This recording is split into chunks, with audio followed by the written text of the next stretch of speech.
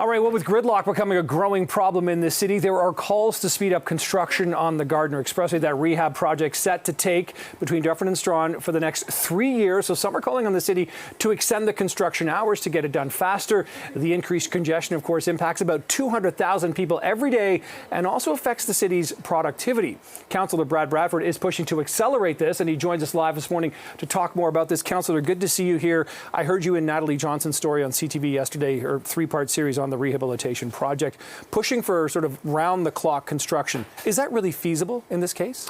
I think it is, and certainly we need to explore it and push harder for it. I mean, Toronto now has the unenviable title as the most congested city in North America, outranking perennial contenders like New York City, Los Angeles, Mexico City, and that's what people are experiencing every day when they're trying to go home, go to work or go home to the family, come into the downtown core. The gridlock is absolutely choking our city. It's killing local businesses, and it's eroding the quality of life. We put this question out to our audience this morning saying, you know, what do you think? Should we go 24/7?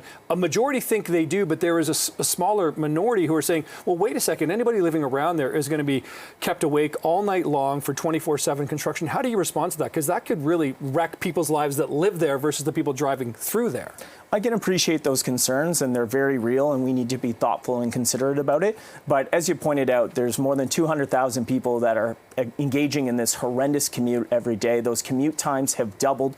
We still have one of the slowest return to work rates in the country, and a big part of that is just how difficult it is to navigate the core. It doesn't help, added to the fact that we have parallel streets tied up with other construction projects, whether that's Lakeshore, Gardiner, King Street, Adelaide, Queen Street. All the parallel routes are absolutely jammed, and so we have made it almost impossible to navigate the core, to get in and out of the city, and we have to be taking action at City Hall. It's time for the City of Toronto to get serious about tackling congestion, and that means longer hours of operation to get the work done faster. It was pretty widely known and billed as a 3-year project from the outset. We kind of knew this was going to take 3 years.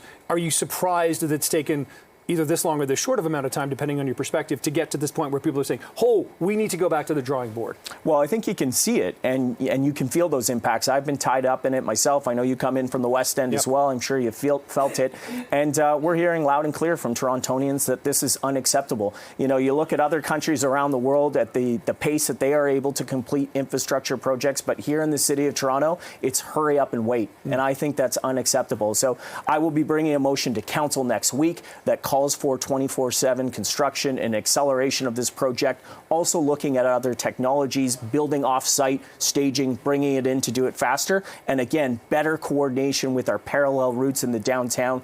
Everything's a mess right now, and we're not giving Torontonians an option to get in and out of work and home to their families. Okay, so certainly faster is one thing that's music to a lot of people's ears, but what about the bottom line on the budget and the cost? If you go faster, does it cost more? Because we already know about the city's dire financial straits. Well, we're working in partnership with the province on the Gardiner and the DVP.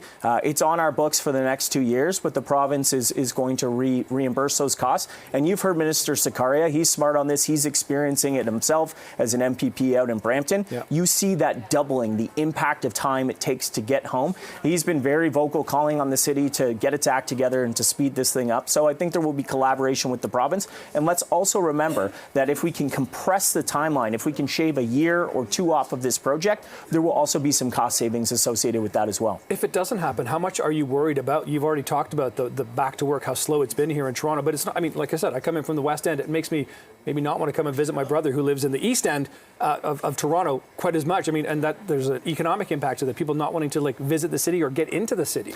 Congestion costs the region $11 billion plus every year. There's a huge financial incentive to get this done, but it's also a quality of life issue. People don't want to live and work in Toronto when it looks and feels like this. And I think there's nothing more frustrating than sitting in traffic and you see the excavator on the side of the Gardiner cordoned off with a bunch of pylons and nobody's working. You know, I think the mayor's been stretching the truth a bit here, trying to say that there's 24/7. I mean, just go out there at any given time on the day or the weekend. It doesn't feel like that's happening.